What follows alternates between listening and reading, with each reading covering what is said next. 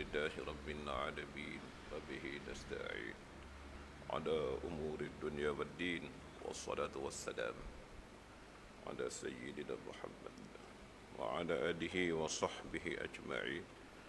رب اشرح لي صدري ويسر لي أمري واحلل عقدة من لساني يفقه قولي.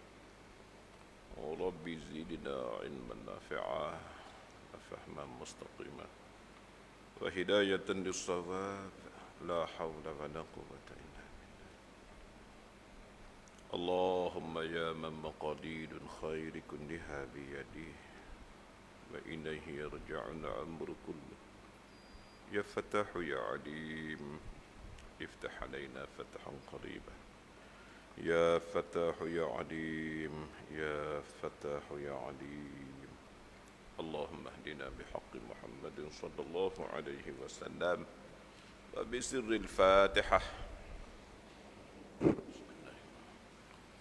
الحمد لله رب العالمين الرحمن الرحيم مالك يوم الدين إياك نعبد وإياك نستعين اهدنا الصراط المستقيم صراط الذين أنعمت عليهم غير الضالين. الحمد لله شكرا لله على نعم الله ولا حول ولا قوة إلا بالله. Astaghfirullah. Bersyukur pada Allah, kita ni duduk di bulan Syaban. Minggu depan dah kalau tak silap, malam senah, hari Ahad malam senah, malam nisfu Syaban. Salah satu daripada malam agung. Janganlah lalai kita daripada mengambil kelebihan yang Allah bertaruh padanya. Allah Ta'ala hantar kepada kita dua benda untuk pedoman dua perkara. Pertama, Allah Ta'ala hantar matahari, dengan dia pedoman waktu semaya. Kerana semua waktu semaya berpandu kepada perubahan matahari. Yang kedua, Allah Ta'ala atas bulan purnama untuk pedoman bulan-bulan Islam, Muharram, Safar.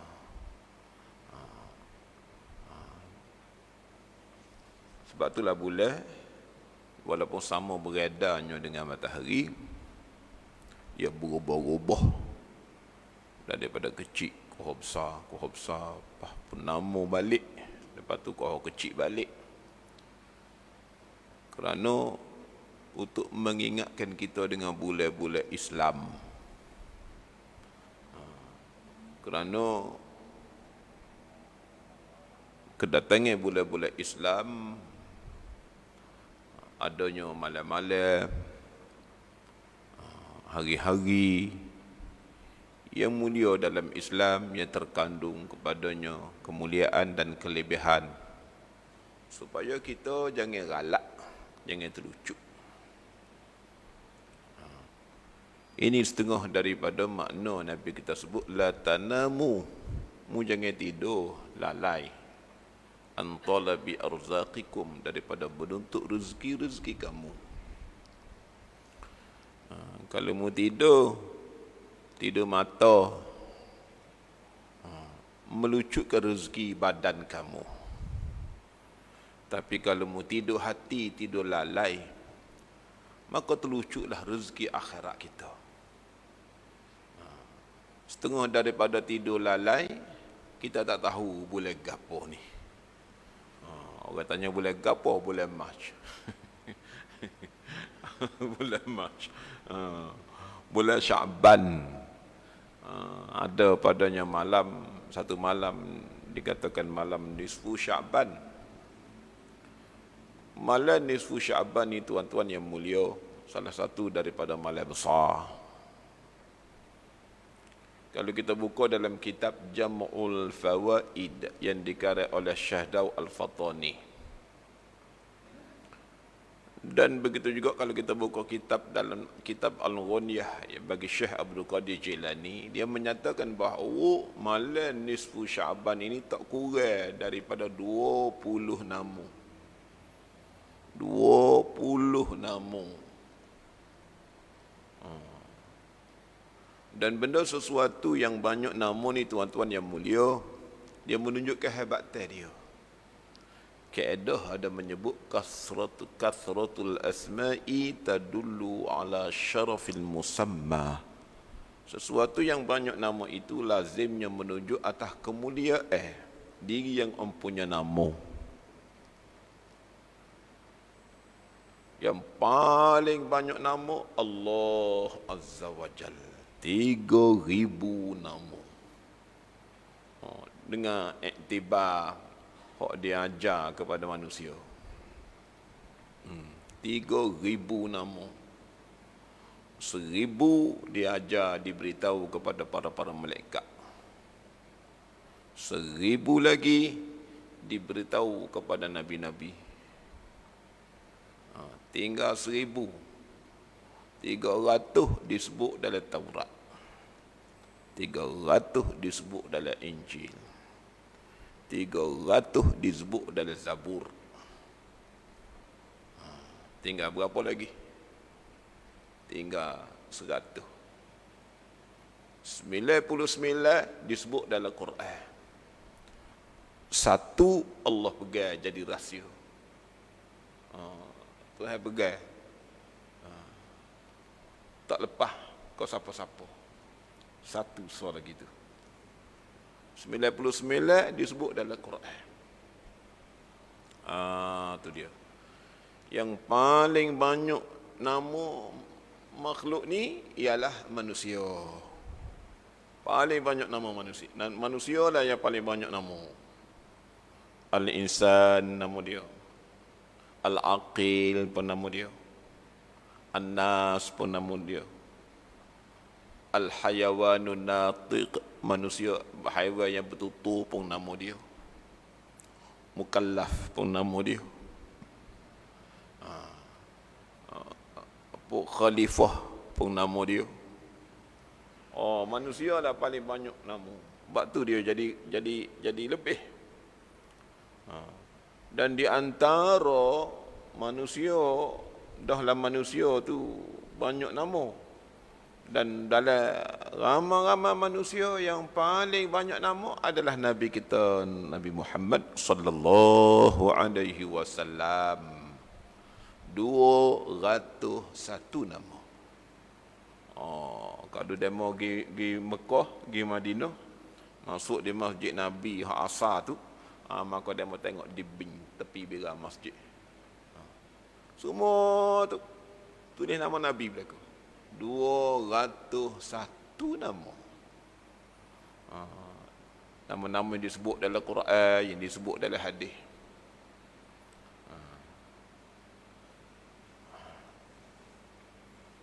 Dan dari segi makhluk lain, binatang pula yang paling banyak nama, singa. Singa. Orang banyak nama dia. Paling banyak nama. Sebab tu dia jadi Raja Rimba. Raja Rimba. Nak wayak kata kathratul asma'i tadullu ala syarafil musammah. Sesuatu yang banyak ini, nama ini menunjuk kepada qadar kemuliaan dia. Malam nisfu Syaban, nama dia tak kurang daripada 20 nama. Lailatul Barakah nama dia. Lailatul Ijabah nama dia. Lailatul Ghufran nama dia. Lailatul Syafa'ah nama dia. Lailatul Hayah nama dia. Lailatul Idil Malaikah, malaikat raya malaikat pun nama dia. Lailatul Itqi minan nar, malam yang dibebaskan daripada neraka pun nama dia. Lailatul Bara'ah nama dia. Lailatul Taqdiri wal Qismah, malam ditentukan takdir pun nama dia. Tak kurang 20 nama. Maka kita rebutlah peluang malam ni 10 Syaban tu.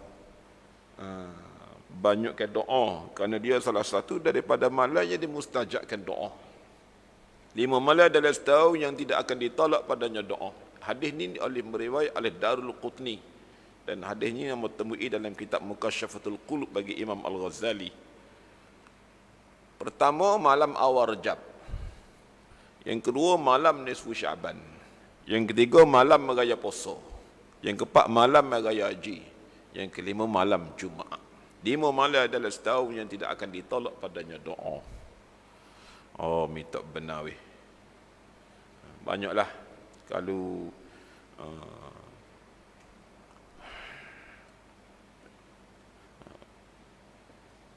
sebab tu malam nisfu Syaban dia juga dinamakan Lailatul Ijabah, malam mustajab doa. Dia juga dinamakan Lailatul Hayah, malam hidup. Dengan iktibar disuruh kita menghidupkan malam tersebut dengan amal-amal ibadah. Barang siapa yang menghidup 2 malam hari raya dan malam nisfu Syaban, nescaya Allah menghidupkan hatinya pada hari yang mati segala hati. Hidupkan malam nisfu Syaban dengan banyakkan istighfar, terutama sayyidul istighfar, banyak keselawat. Kalau kita buka dalam kitab Jam'ul Fawaid bagi Syekh Daud, dia garis beberapa amalan yang disuruh jangan tinggal malam nisfu Syaban.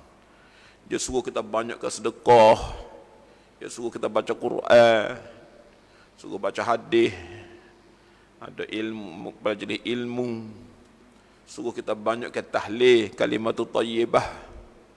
Dia suruh kita banyak kata maya-maya sunat, dan dia suruh kita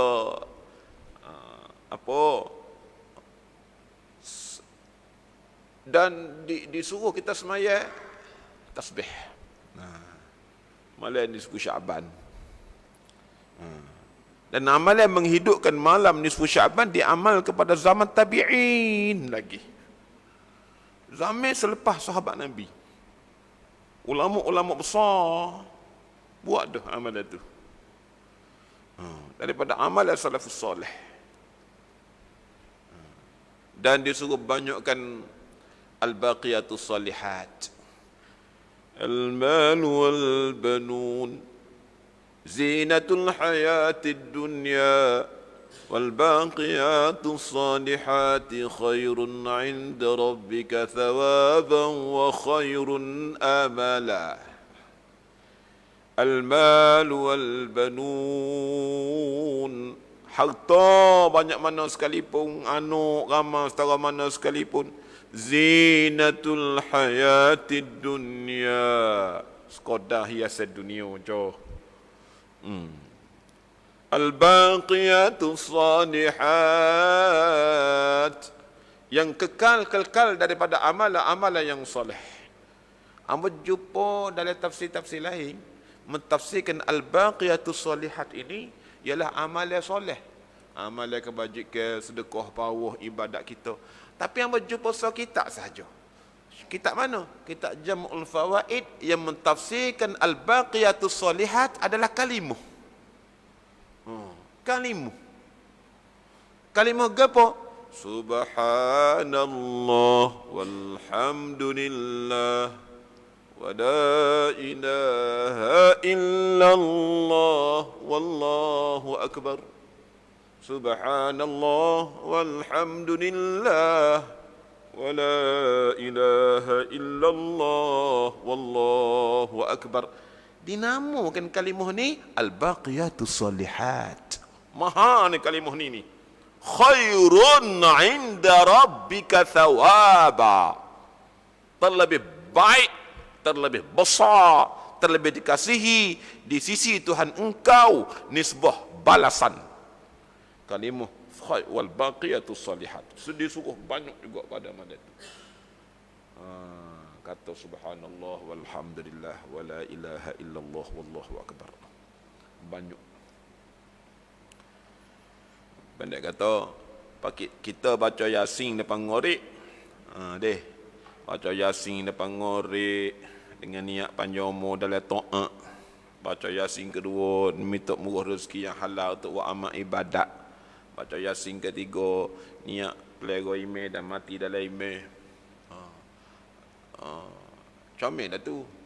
Ada orang kata, boleh kau baca Yasin? Apa taklihnya? 3 kali. 13 kali patut baca. Bukan 3 kali. Kalau boleh baca 30 kali. Kerana malam tu malam mustajab doa. Kita minta pun bagai-bagai yang Allah Ta'ala suruh berlaku-laku tu.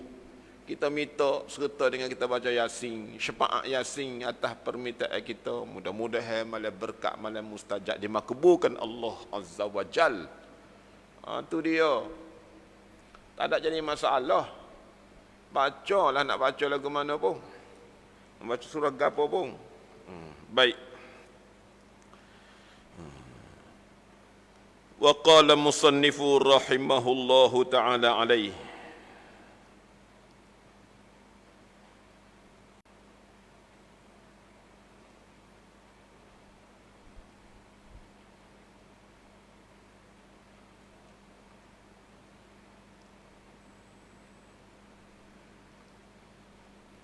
Kat mana weh?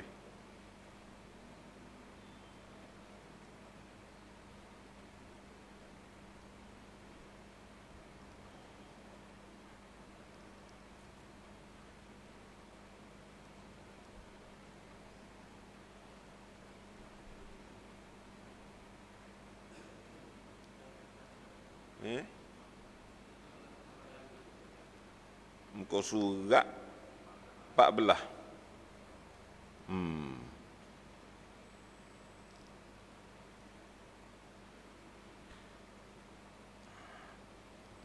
Kat mana? Data ke bawah? 7 daripada atas. Baik. Dan kata Abu Uthman radhiyallahu anhu, adalah aku dalam masa 40 tahun tiada memindahkan Allah Ta'ala akan daku, yakni tidak mengubah dalam satu hal, yakni dalam keadaan dengan keadaan yang lain. Duk setara tulah.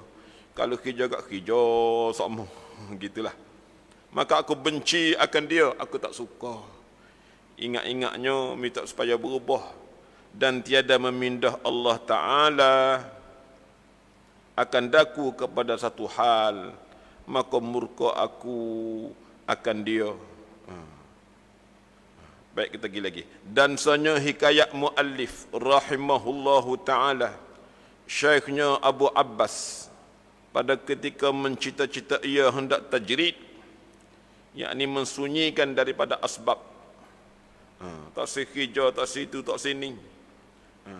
Dan meninggalkan barang yang atasnya daripada istighal pada ilmu yang zahir. Tak dah nak belajar ilmu yang zahir ni.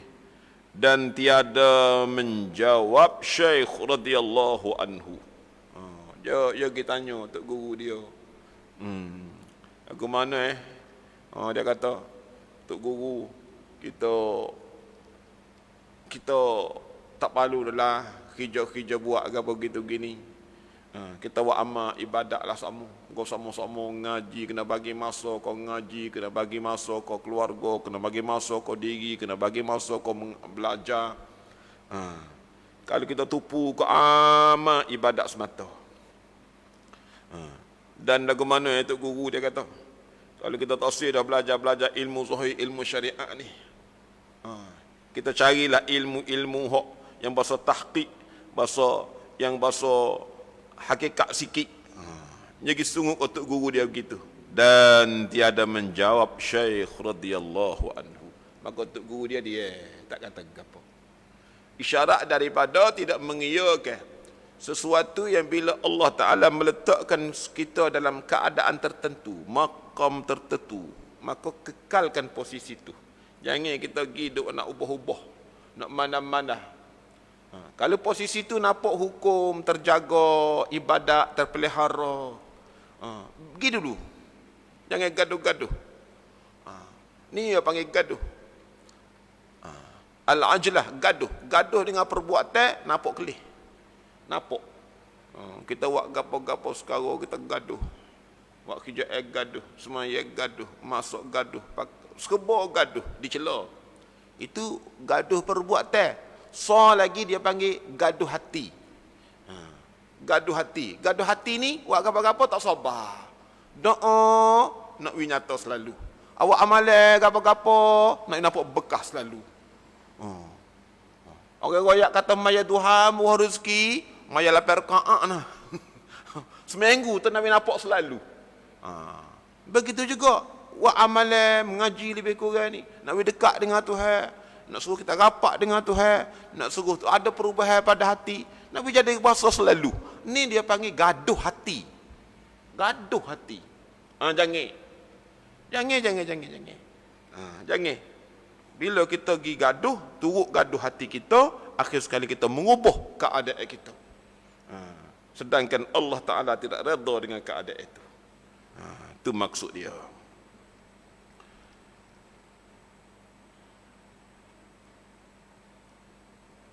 Dan inilah pada segala natijah ilmu pada Allah Ta'ala dan ma'rifatir rububiyah.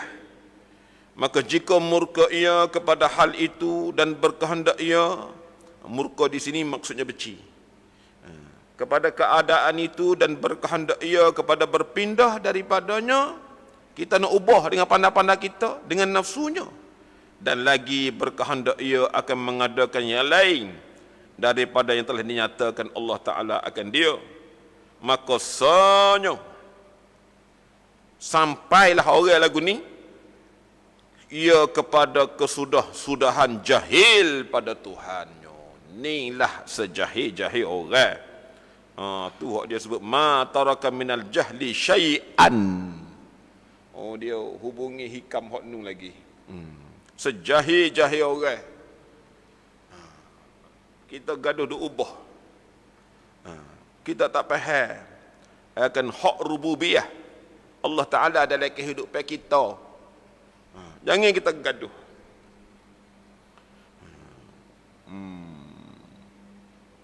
Dan jahil adab di dalam hadrat Tuhannya Azza wa Jalla. Jahil sangat adab. Kerana Allah Ta'ala meletakkan kita dalam posisi tertentu, dalam kejayaan tertentu, dalam hal tertentu. Tuhan tu menyukai kita tu begitu. Itu dia. Kita jangan kita ubah-ubah. Teruskan dulu dengan istiqamah amal ibadat, ketaatan sekadar tu. Sehingga sampai satu ketika yang Allah mengubah dengan sendiri, maka kita turutlah perubahan yang baru. Itu dia. Dalam menentukan kita lagu mana, itu hak rububiyah Allah Ta'ala. Jangan kita hidup fikir, hidup peratah, hidup mengarah, hidup mana-mana apa yang Allah Ta'ala tetap dah atas kita. Itu dia. Jangan. Dah bahkan redha hati dengan apa yang ditentukan oleh Allah dengan keadaan kita, itu setengah daripada ubudiyah. Redha hati itu setengah daripada ubudiyah kita dengan Allah Azza wa Jalla. Itu dia. Dan inilah daripada memalik menghukum waktu mengisyaratkan kepadanya oleh ahli sufiyah, dan iaitu kepada mereka itu daripada terlebih besar dosa orang yang khas hidup mana-mana hidup ubah-ubah. Maka bagi ahli sufiyah yang peringkat tertinggi, baginya dia merasakan satu dosa baginya. Sebab tu kayak kita ni, biarlah duduk sini tapi kita boleh ngaji molek, belajar molek, jemaah molek, kerja molek. Kita urus kewajipan tu beras penuh belakang-belakang. Janganlah pula dorongan kita nak lebih, kita berhijrah pergi cari lain. Tu dia.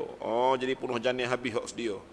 Belum tentu lagi Allah Ta'ala suka dengan tindakan kita tu. Jangan. Ni setengah daripada jahat adab. Jahat adab. Tu dia. Baik.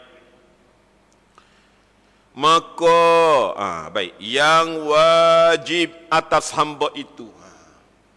Oleh yang demikian, kita sebagai hamba nak duduk lagu mana? Maka yang wajib atas hamba itu menyerahkan pada hukum Allah Ta'ala di dalam demikian waktu itu. Wajib kita kena serah kepada hukum yang Allah Ta'ala ke atas kita dalam waktu itu. Lagu mana? Redha sabar, serah. Itu dia. Molek kita sudahlah dalam waktu menjalani waktu tu. Molek niat kita, molek ubudiah kita. Ingat lagu tu. Tak usah ubah-ubah lah. Kehambaanlah kita dengan keadaan demikian. Beribadatlah kita dengan hal-hal yang demikian. Jangan kita ubah. Wajib kita serah pada hukum Allah Ta'ala. Maka serah hati, redha hati di dalam ketetapan Allah Ta'ala atas kita dengan kita beribadah dalam keadaan tersebut, iaitu adab al-ubudiyah, adab kehambaan juga tu. Adab ubudiyah, adab kehambaan dah tu. Okay, kita ibadat kita ni dengan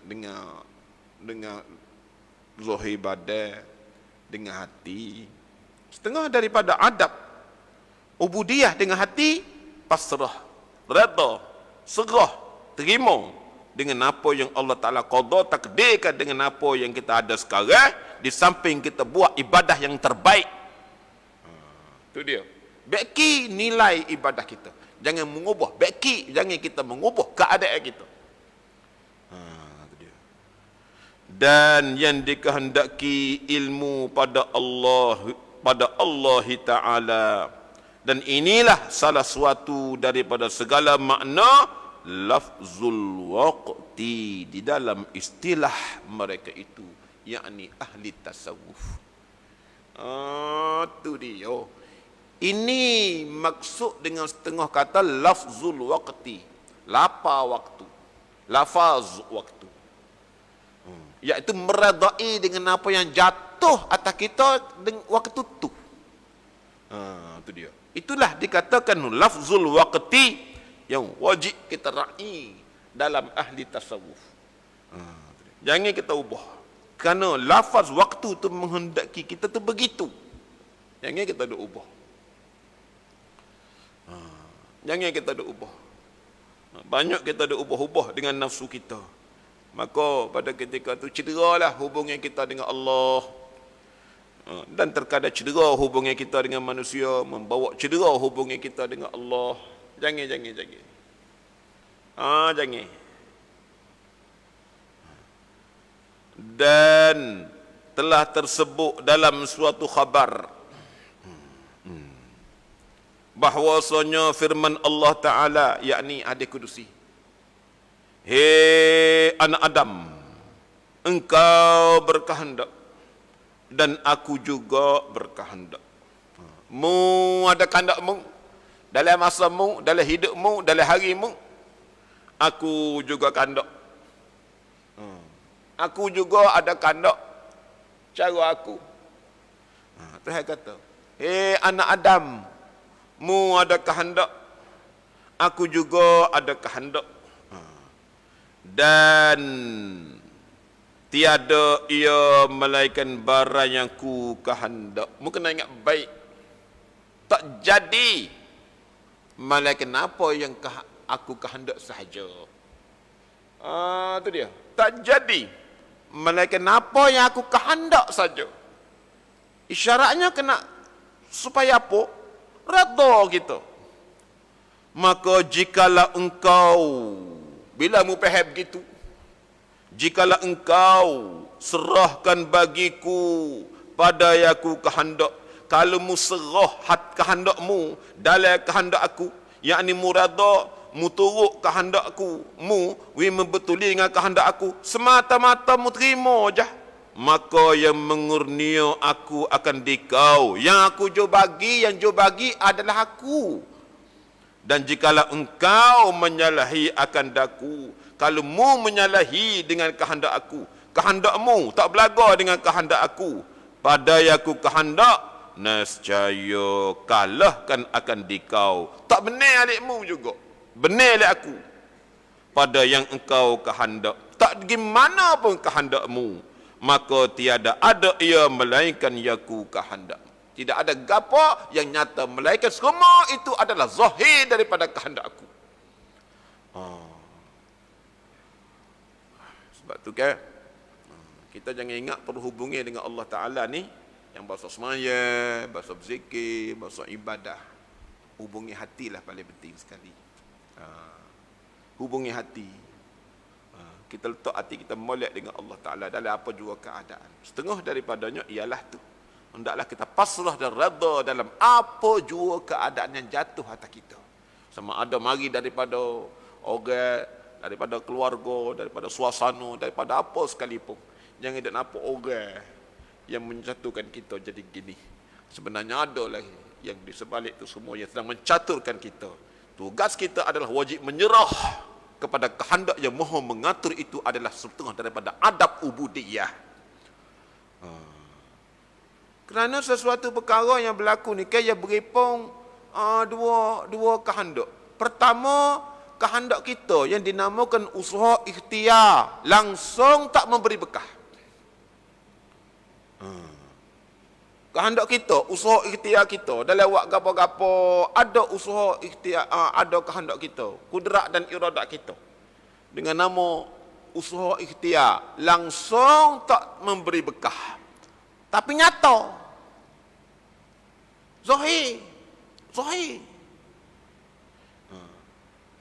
Tak nak memberi bekah guano pasal usaha ikhtiar kita ni kau dah kehendak yo. Kehendak kita tu.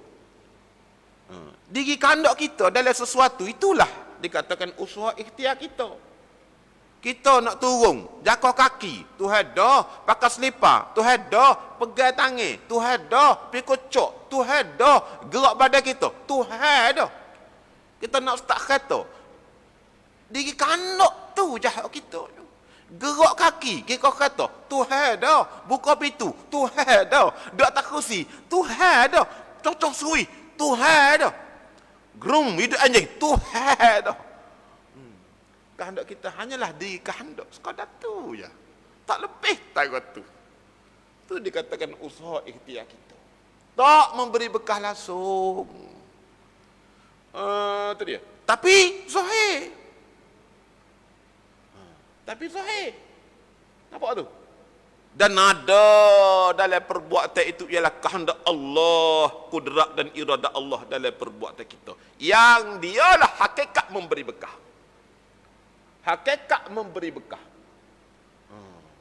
Segala dalam apa yang kita buat, dia yang memberi bekah. Kita nak semaya akak tangi, bukan bekah kita dok dah. Akak tangi takbir, bukan bekah perbuatan kita dok dah.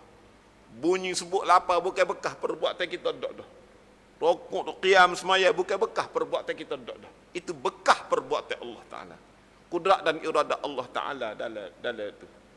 Terbekah dengan kudrat dan iradat Allah Ta'ala. Tapi gaib. Tu. Gaib. Maka beripunglah antara kudrat dan iradat yang memberi bekah yang gaib dalam kudrat dan iradat yang tak memberi bekah tapi zahir. Pong beripung dua tu, pong nyata hak zahir. Kalau hak gaib. Pada ketika tu nyata hak kita sorang, seolah-olah tak nampak hak Allah Azza wa Jalla. Dengan iktibar zahir dengan gaib tu je. Benar kita iktibar zahir. Tu je. Zahir atas kita. Benar oleh Allah Ta'ala dengan iktibar nyata terbekah benda tu. Segala-galanya. Segala-galanya. Tu dia. Kerana inilah segala apa yang berlaku atas diri kita tu kan.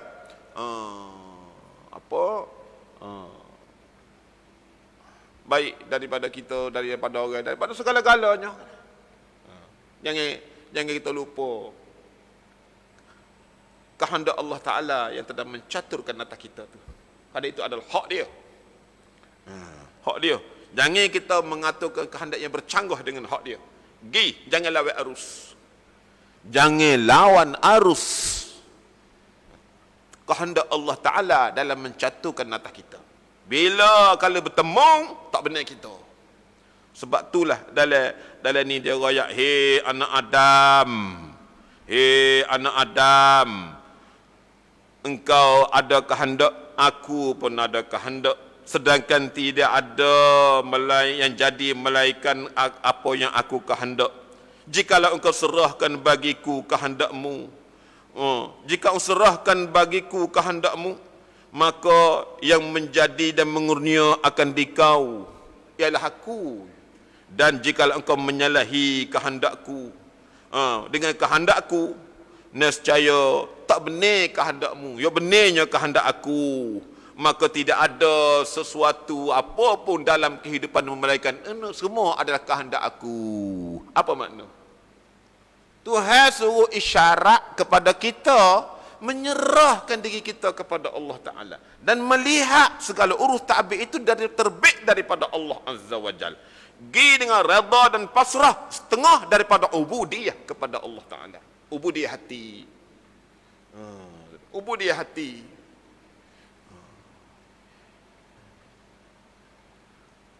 Dan kata Ayyub As-Sakhtiyani radhiyallahu anhu, apabila tiada ada yang engkau kehendak, maka kehendakku olehmu barang yang ada. Apabila tiada ada yang engkau kehendak, maka kehendak olehmu barang yang ada. Kecek orang hak sapa tu gitulah. Apabila tidak ada kehendak kita dalam kejadian mereka kehendak Allah Taala, maka kita kau kehendak dia je gitu je. Kita bakal turut kehendak tu sudah. Jangan kita menyanggahi dengan kehendak Allah, berlawannya dengan kehendak kita. Tu maksud dia nya. Dan kata setengah mereka itu, apabila jatuh orang yang engkau benci akan dia, maka engkau apabila jatuh orang yang engkau benci akan dia, yakni apa yang engkau benci atas kita, maka jangan engkau lawan Allah Ta'ala pada yang dikehendakinya. Mu kena rata, mu kena terima, mu jangan lawan, mu tak usah duk nyatak, mu tak usah duk marahlah. Jangan, mu kena lihat di sebalik tu kata, mu jangan tengok orang tu semata. Walaupun orang tu buat salah, buat benda mu tak suka sekalipun, mu kena cuba telah meraih atas kehendak Allah Ta'ala tu, di sebalik apa yang jatuh atasmu, walaupun mu tak suka sekalipun. Sebab kerana ni lah Nabi SAW pada ketika baginda menakluki kota Mekah, pada ketika Nabi menawar kembali kota Mekah, maka dibawa segala tawanan-tawanan penuh berdendam dengan Nabi, memerangi Nabi, memusuhi Nabi, yang menyakiti Nabi dibawa mari ngadak ke Nabi tu tunggu kata putus hukumnya Nabi. Mereka itu nampak tak ada jalan lain melainkan kena pacung dah. Sahabat-sahabat dia tunggu arahan Nabi je, nak suruh buat guano dengan tawanan kafir-kafir musyrikin yang menyakiti Nabi dengan berbagai-bagai kesakitan yang sangat-sangat duk buat Nabi. Tiba-tiba Nabi bila tubik Nabi kata guana, engkau semua dibebaskan. Kejut habis, kejut tu hak, kejut habis segala sahabat. Kenapa Nabi boleh bebas? Nabi boleh maaf, Nabi boleh biar lepas mereka pergi. Sedangkan mereka ni lah tak ada lah paling menyakitkan Nabi pada ketika dulu. Sebab apa Nabi boleh begitu? Kerana Nabi melihat perbuatan Allah di sebalik itu. Tu dia. Nabi tengok perbuatan Allah dah di sebalik itu. Sebab tu Nabi boleh beri pembebasan, kemaafan begitu. Tu dia. Tu dia. Nabi tengok situ. Dan barang siapa telah mengetahui bahawasanya segala fi'ilnya itu, yakni segala perbuatan kitanya itu atas yang dikehendaki hikmah Allah Ta'ala. Ada hikmah Allah Ta'ala yang jatuh atas kita ni. Kita je gagal memahami. Terkadang benda yang kita benci, kita tak suka, kita memberontak, kita mengingut, kita marah. Kerana kita gagal memahami hikmah Allah Ta'ala yang menjatuhkan sesuatu atas kita tu. Maka hendaklah redha ia pada berlakunya segala takdir. Bola hati telan semua segala takdir. dan adalah dengan syuhud ini, syuhud dengan mata hati sudut ni, bersamaan kepadanya dia akan jadi serupa. Duka, keadaan duka pun boleh terlegok, dan suka, keadaan suka pun boleh terlegok. Keadaan duka tidak menjadikan dia sedih pun, dan keadaan suka tidak menjadikan dia gembira sangat pun. Nescaya dia akan jadi bersama apa yang jatuh pada dia, suka ataupun duka, bala ataupun nikmat. Jadi sama hati dia. Bapa tu? Kerana dia melihat. Dia melihat baik benda suka pun terbit daripada Allah, baik daripada benda duka pun terbit daripada Allah. Hak kena daripada nikmat pun terbit daripada Allah, dan daripada bala pun terbit daripada Allah. Maka dia asyik dengan yang mengatur, bukan yang diatur. Jadi suka sama. Sama lah bagi dia. Payah weh. Nak paut hati kita duduk situ tu payah weh. Kita ni ke nak hak sedap sama, hak suka sama, hak sedap sama. Kalau boleh hak suka sama tu gak bersyukurlah, penuh mulut bersyukur. Penuh mulut bersyukur. Bawa bertukar nikmat jadi bala, begitu tak boleh sudah. Penuh mulut nginguk, ngeluh, gitu begini dan sebagainya. Tengok, yak bote. Ini setengah daripada tanda hati tidak ada tasawuf.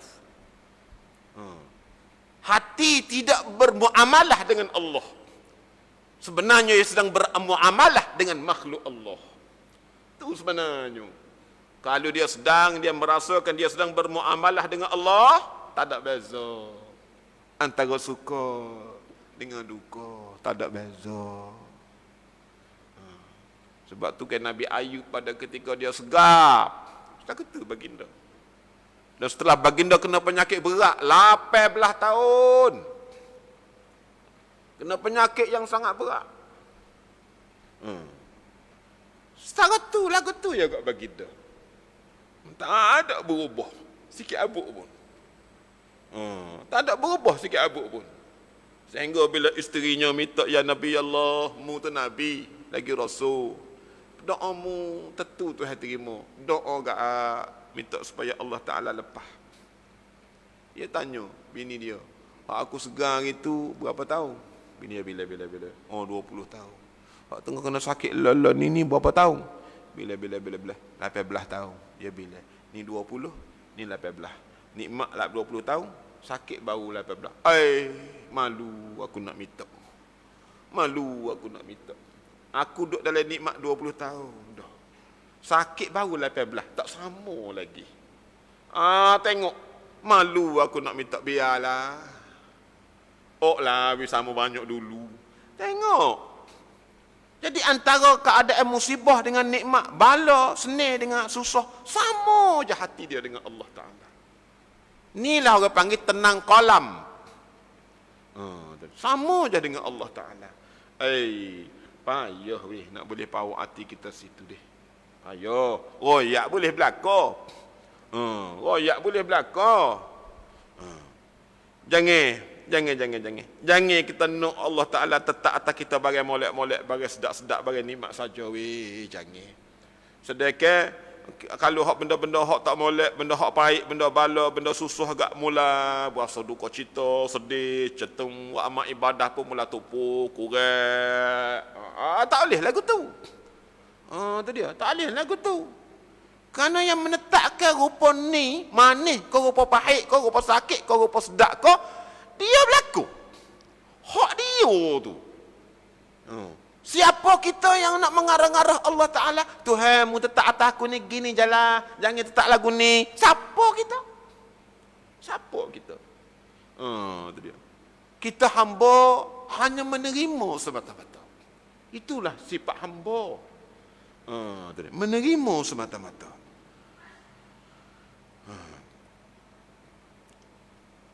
Dan tinggi dan rendah sama aja. Dan mulia dan hina, ya hina tu. Sama aja. Dan kaya dan fakir, sama aja. Hati dia akan jadi sama. Sama. Dan beradab, ya hendaklah kita beradab.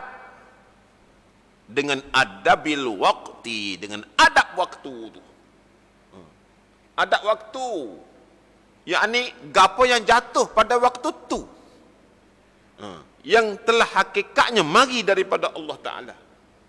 Apa yang jatuh pada waktu tu menyatakan begitu. Maka jangan kita bercanggah, jangan kita marah. Itu dia. Kerana meraihkan adab waktu itu adalah hakikatnya meraih dan raba dengan kehendak Allah.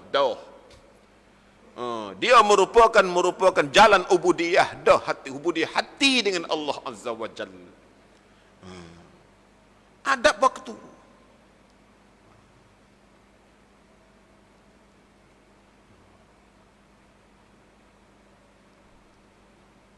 Yang menjauhkan daripada binasa. Kerana bila engkau lawan, bila engkau menyanggahi, bila engkau tak reda, bila engkau sepik dada, itu membawa kepada kebinasaan hubungan kita dengan Allah Azza wa Jal. Itu dia.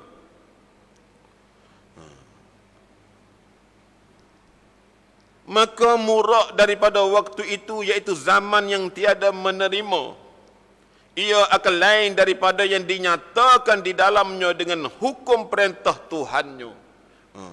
Murak dengan waktu itu, iaitu zaman, masa yang tiada menerima, ia akan lain daripada yang dinyatakan di dalamnya dengan hukum perintah Tuhannya. Gapo hak jatuh?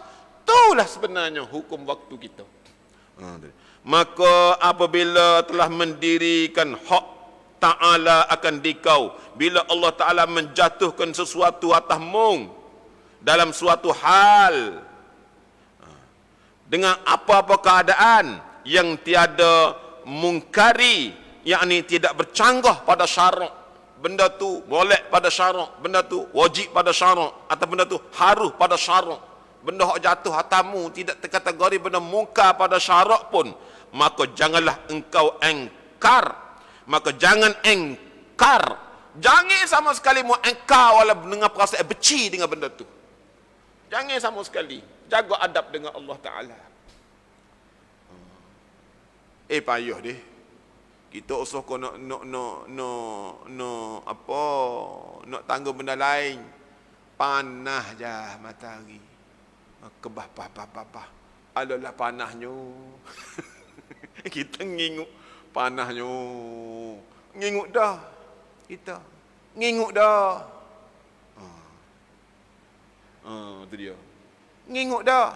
Kita gaduh lorak tegak urusan kerja kita. Nak turun masjid, turun jauh. Alah lah, hujan pula dah. Kita. Itu dia. Benda tu kita bagi kita di biasa deh. Tapi sebenarnya cedera tu. Cedera dah dengan Allah Ta'ala. Cedera dah hubungan kita dengan Allah Ta'ala. Itu dia. Bagi kita biasa ya benda lagu tu duk nginguk lagu tu. Jangan. Dia sudah lah.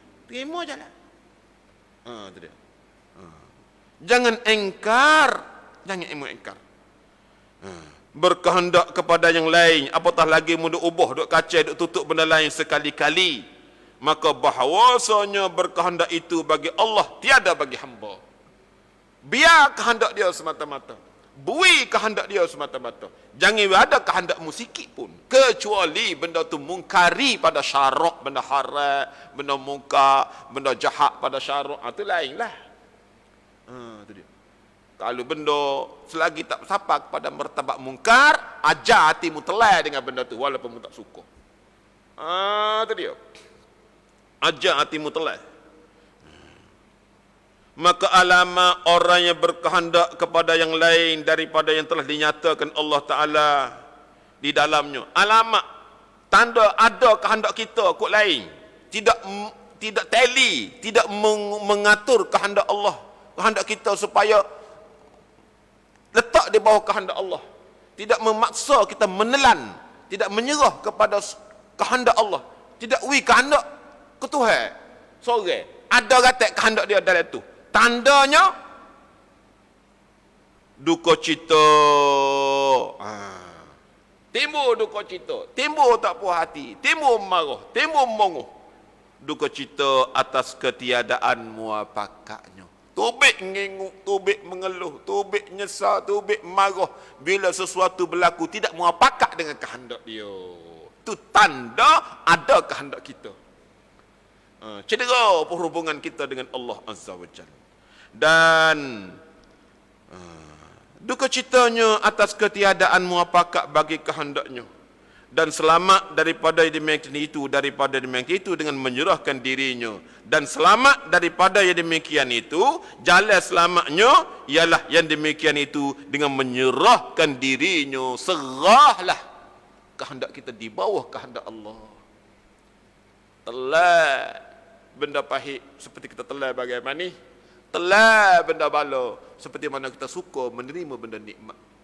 Itu maksud raditu billahi rabba wa bil islami dina wa bi muhammadin nabiyyan wa rasula.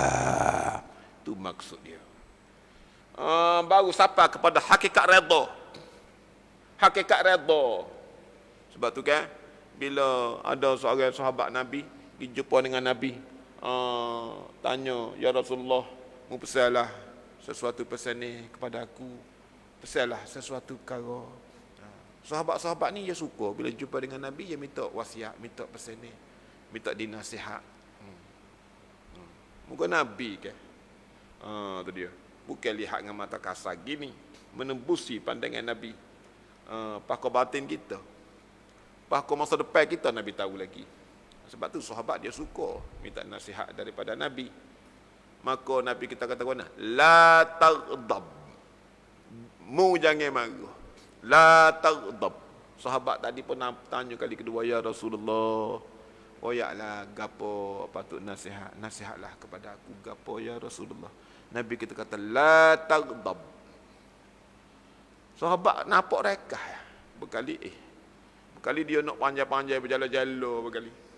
Dia minta pula lagi, ya Rasulullah, wasiatkanlah aku seksa lagi. La taghdab. Jangan mu marah. 3 kali Nabi kita pesan, jangan mu marah. Bila dia minta pesan, mu jangan marah. Kali ketiga, mu jangan marah. Maksud marah di sini bukan marah kain tu sa. Memanglah dilarang dah marah lagu tu. Sa laginya maknanya jangan ada marah tak kena hati dengan segala apa berjatuh atas diri kita. Tu juga setengah jangan engkau marah. Jangan mu marah. Jangan ada wah tak kena hati dengan gapo hak jatuh atas dirimu. Itu juga setengah daripada makna jangan engkau marah. Tu dia. Nabi pesan. Yang mana dalam pesanan Nabi mengandungi pesan bab syariat, jangan amal tabiat pemarah, pesan bab hakikat. Yakni hati kita sentiasa redha dan pasrah dengan segala apa yang jatuh di keliling kelala kita. Tu dia pesanan yang terbaik oleh Rasulullah. Nabi nak suruh kita molek hubungi dua lah dengan orang pun comel bila kita tidak marah ke orang. Dengan Allah Ta'ala pun comel bila kita tidak marah dengan segala apa jatuh atas diri kita. Kerana semua itu adalah kehendak perbuatan Allah Ta'ala belaka-laka. Jangan kita marah. Wallahu Ta'ala a'lam wa ilmuhu atam. Semoga bermanfaat. Ihalatukal a'mali ala wujudil farari min ru'unatin nufus. Aqul qawli hadha astaghfirullahalazim. Wassalamualaikum warahmatullahi wabarakatuh. Allahumma anfa'na bima sami'na.